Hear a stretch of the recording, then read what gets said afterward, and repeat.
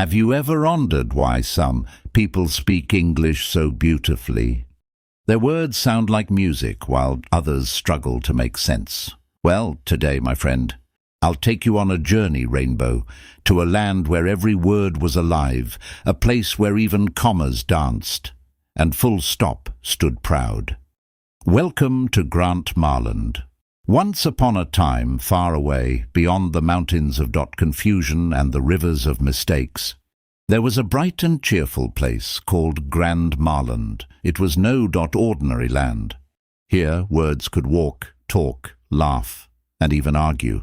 Everything from the trees to the clouds spoke perfect English. The ruler of this land was a wise and kind man named Sir Grammar. He wasn't strict, but he had one golden rule. Every word must know its duty. Only then will our speech make sense.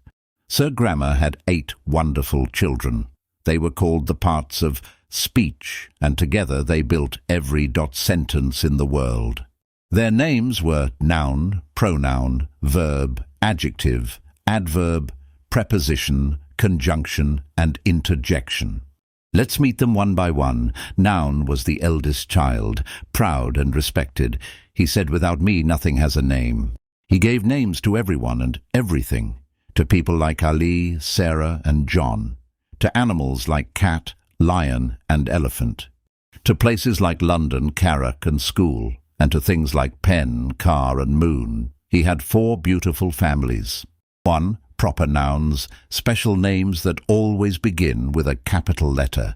Ali, London. 2. Common nouns, general names, city, boy, dog. 3. Collective nouns, names for groups.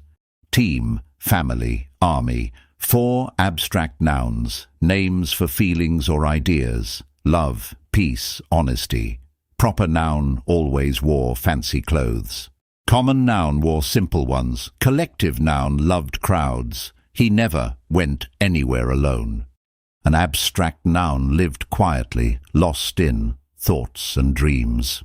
Then came his kind little sister, Pronoun. She said gently, "Brother noun, people keep saying your name again and again. Let me help you rest."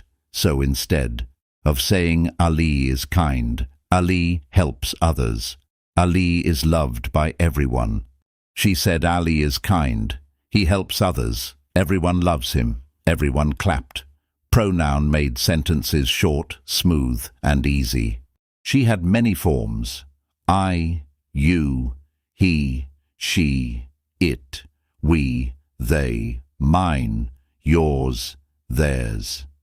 That's why people called her the Queen of Replacement. Next came verb, full of energy and life. He shouted, "I am the heart of every sentence. Without me, nothing moves." He was always busy running, jumping, singing, laughing, eating. If noun said, Ali, nothing happened. But if verb said, Ali runs. Suddenly, life began. Verb had 3 great warriors, thetenses. 1 past. What already happened? I played. 2 present. What is happening now? I play. 3 future. What will happen later? I will play. He probably trained them all to show time and action in perfect balance. One morning, Grammarland looked dull. The nouns were there, the verbs were busy, but everything looked plain.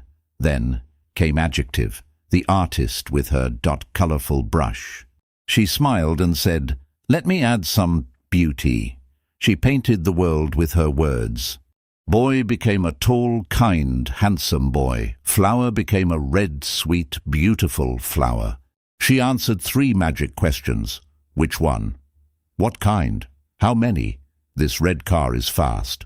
Those 2 girls are polite. A big tree gives cool shade. Without her, Graham, Marland would look grey and lifeless. Adjective had a best friend. Adverb, the graceful dancer, she said proudly. Adjective describes nouns, but I describe almost everything else. Be when verb said run, adverb added run quickly. When adjective said beautiful, adverb said very beautiful. When adverb said early, another adverb said quite early. She added rhythm, feeling, and life to every sentence. Everyone agreed. Adverb is the melody that makes Grand Marlin sing. Then came preposition calm and wise like a map maker. He said, "Let me show you where everything belongs." He guided everyone carefully. The book is on the table. The cat is under the chair. She walked through the garden. Without him, words would get lost. He connected everything, space, time, and position, quietly, perfectly, like an invisible bridge. Next was conjunction, always smiling, always joining. He said, "Why stay apart? Let's come together." He joined words, phrases, and even sentences. Ali and Ahmed are friends. You can come, if you want. I was tired, but I finished my homework.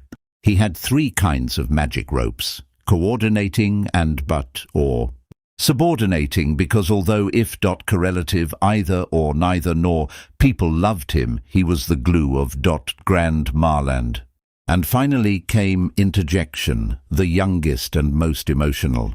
She didn't care about rules, she just spoke from her heart. When she was happy, hooray; when sad, oh no; when surprised, wow; when hurt, ouch. Everyone laughed at her drama, but they all loved her because she brought emotion and life into every sentence. One day, Sir Grammar gathered all 8 children and said, "My dear parts of speech, you are all powerful, but only when you work together." He taught them how to build a sentence. Castle, noun or pronoun became the subject, the doer. Verb became the action. Adjective and adverb decorated the sentence. Preposition guided everyone to their place. Conjunction kept all the parts connected. Interjection added feeling and excitement. And when they worked together, sentences came alive, stories became beautiful, and people started speaking clearly and confidently. Years later, Sir Grammar stood before his people and said, "Grammar is not about fear or confusion. It's about beauty, balance, and connection. Every word has a purpose, and when words respect each other's role, language becomes music." The people clapped, the clouds clapped, and even the punctuation marks danced. Full stop stood tall. Commas took gentle pauses, question marks raised their eyebrows curiously, and exclamation marks shouted, "Long live Grand Marland." So remember, dear listener, grammar is not a cage full of rules.